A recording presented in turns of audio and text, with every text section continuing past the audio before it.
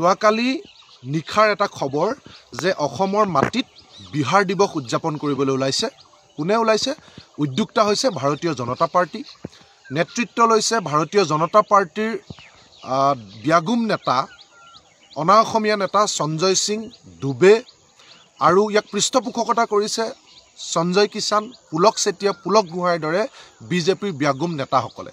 আৰু এই খবৰ বিয়পি পৰাৰ লগে লগে আচলতে চৌদিশে জাতীয় জনগোষ্ঠীয় দল সংগঠন সকলো ৰাইজে ধিক্কাৰ জনালে, ইয়াক এই অনুষ্ঠান বাতিল কৰিবৰ কাৰণে প্ৰত্যাহ্বান জনালে, দাবী জনালে, আৰু আয়োজক সমিতিৰ ফালৰ পৰা এই বিহাৰ দিৱস অসমৰ মাটিত উদযাপন কৰা নহয় বুলি ইয়াক এই দিৱস বাতিল কৰা হৈছে বা এই অনুষ্ঠান বাতিল কৰা হৈছে। এতিয়া আমাৰ প্ৰশ্ন হ'ল, এই যে অসমৰ মাটিত বিহাৰ দিৱস পাতিবৰ কাৰণে যিসকলে সাহস কৰিছে, যিসকলে ধৃষ্টতা প্ৰদৰ্শন কৰিছে, এয়া এদিনত হোৱা কথা নহয়।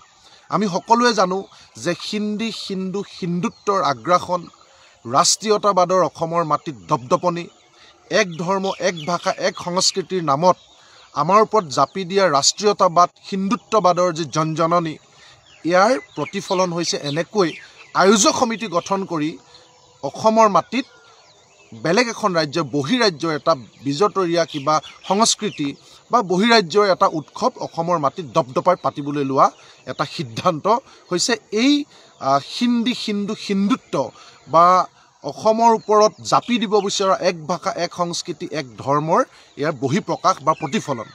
গতিকে আমাৰ প্ৰশ্ন হৈছে যে এই কথা বতৰাবিলাক আমি এনেকৈয়ে মানি থাকিম নে ইয়াৰ বিৰোধিতা কৰিম, নে আমাক এনেকৈ কিমান মানুহে প্ৰতিবাদ কৰে, কিমান মানুহে ৰিয়েকশ্যন কৰে, মানুহৰ খং ক্ষোভ কিমান তাক চাব, আৰু যদি বেছি ৰাইজৰ ৰোষত পৰা যেন দেখে তেতিয়া বাতিল কৰিব, কিন্তু তেওঁলোকে চেষ্টা অব্যাহত ৰাখিব আৰু ইয়াক আমি চাই থাকিম।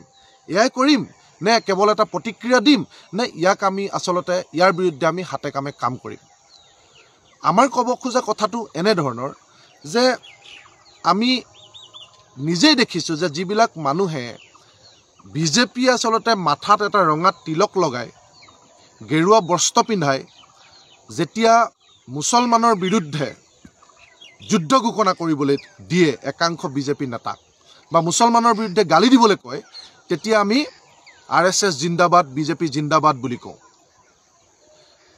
যেতিয়া আমি দেখোঁ যে বিভিন্ন সময়ত আমাৰ অসমীয়া মানুহে, যিবিলাক মানুহে নিজৰ পিতৃৰ শ্ৰাদ্ধত এগছি মাটিৰ চাকি নজ্বলায়, সেইবিলাক মানুহে যেতিয়া বলবমত গেৰুৱা কাপোৰ পিন্ধি ৰঙা তিলক লগাই যেতিয়া বিজতৰীয়া সংস্কৃতি, হিন্দী বলয়ৰ বিজতৰীয়া সংস্কৃতিক লৈ যেতিয়া তেওঁলোক উত্তাউল হয় ৰাজপথত, আমি দেখোঁ কাতি বিহু নপতা, খেতিপথাৰত চাকি এগছ নিদিয়া অসমৰ কৃষক পৰিয়ালৰ স্বয়ম্ভু কিছুমান নেতাই যেতিয়া ছট পূজাৰ নামত যেতিয়া গেৰুৱা বস্ত্ৰ পিন্ধি ৰাজপথত আস্ফালন কৰে, ডাঙৰ ডাঙৰ ডিজে লগাই যেতিয়া বিজতৰীয়া সংস্কৃতি পাতে, সেইবিলাকক আমি যেতিয়া হাত উজান দিওঁ, তাৰ পাছত আচলতে এনেকৈ আমাৰ সংস্কৃতিক খাই পেলাব পৰা, আমাৰ সংস্কৃতিক নিষেধ কৰিব পৰা এনেধৰণৰ উৎসৱ পাতিবলৈ ধৃষ্টতা কৰাটো স্বাভাৱিক। আজি তামিলনাডুত পাতিব পাৰিবনে? শেহতীয়াকৈ আমি দেখিছোঁ যে তামিলনাডুত হিন্দীৰ বিৰুদ্ধে তামিলনাডুৰ DMK চৰকাৰে তাত জেহাদ ঘোষণা কৰিছে। তেওঁলোকে কৈছে হিন্দী ইয়াত নহ'ব, ইয়াত স্থানীয় লেংগুৱেজে হ'ব। আজি এই ধৰণৰ অনুষ্ঠান কৰ্ণাটকত পাতিব পাৰিবনে? এই ধৰণৰ অনুষ্ঠান আমাৰ চুবুৰীয়া মেঘালয়, মিজোৰাম, নাগালেণ্ডত পাতাৰ ধৃষ্টতা কৰিব পাৰিবনে? এনেকৈ বিহাৰ দিৱস পাতিম বুলি, আজি গুজৰাট দিৱস পাতিম বুলি, UP দিৱস পাতিম বুলি আজি তেনেকৈ লিফলেট বনাই আয়োজক সমিতি গঠন কৰিব পাৰিবনে? কিন্তু অসমত পাৰিছে কিয়? আমাৰ কিছুমান জাতিদ্ৰোহী, আমাৰ কিছুমান নিজৰ মাকক বিক্ৰী কৰিব খোজা কিছুমান নেতা, নিজৰ স্বাৰ্থৰ কাৰণে নিজৰ মাতৃকো বিক্ৰী কৰিব পৰা কিছুমান নেতা, নিজৰ স্বাৰ্থৰ কাৰণে নিজৰ সংস্কৃতিক বিক্ৰী কৰি বন্ধকত দিব পৰা কিছুমান নেতা। গতিকে এইসকলক আমি উচিত শিক্ষা দিয়া উচিত। আমাৰ মনত আছে, সৰুতে আমাৰ ককা আইতাহঁতে আমাৰ ঘৰৰ যিটো পুখুৰী, সেই পুখুৰীটোত কেতিয়াও বৰালি মাছ বা শ'ল মাছ বা বনৰীয়া ডাঙৰ মাছ মেলিবলৈ নিদিয়ে। কিয় নিদিয়ে? তেওঁ ককা আইতাই কয় যে এই বৰালি মাছ, শ'ল মাছ বা বনৰীয়া মাছ নদীত ধৰি আনিছ, ইয়াক কেতিয়াও পুখুৰীটোত নেমেলিবি। ইয়াক যদি মেল, ই সকলো মাছ খাব, পুখুৰীত থকা পুঠি, গৰৈ, কাৱৈ, শিঙি সকলো মাছ খাব, আৰু কেৱল সিহে থাকিব।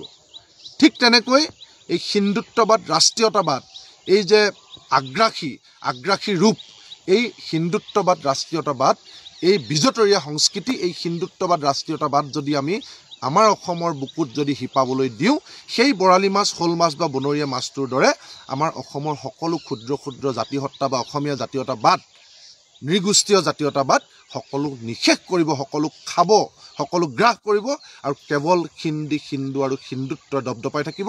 আৰু তাৰপিছত আমি যেনেকৈ এতিয়া প্ৰতিবাদ কৰি প্ৰত্যাহ্বান জনাই আমি অসমীয়া মানুহে সমস্বৰে মাতি বিহাৰ দিৱস মানে বাতিল কৰাবৰ কাৰণে যেনেকৈ বাধ্য কৰাইছোঁ, এটা দিন আহিব আমাৰ সেই শকতিও নোহোৱা হ'ব। গতিকে আমি সময় থাকোঁতে এই ৰাষ্ট্ৰীয়তাবাদৰ বিৰুদ্ধে, এই আগ্ৰাসী ৰাষ্ট্ৰীয়তাবাদৰ বিৰুদ্ধে, হিন্দী, হিন্দু, হিন্দুত্বৰ বিৰুদ্ধে, এক ধৰ্ম, এক ভাষা, এক সংস্কৃতিৰ নামত আমাৰ অসমীয়া জাতীয় সত্তাক নিশেষ কৰিব বিচৰা এই অপসংস্কৃতিৰ বিৰুদ্ধে, এই ৰাক্ষসৰ বিৰুদ্ধে আমি মাত মাতিব লাগিব, মাৰ বান্ধি থিয় দিব লাগিব।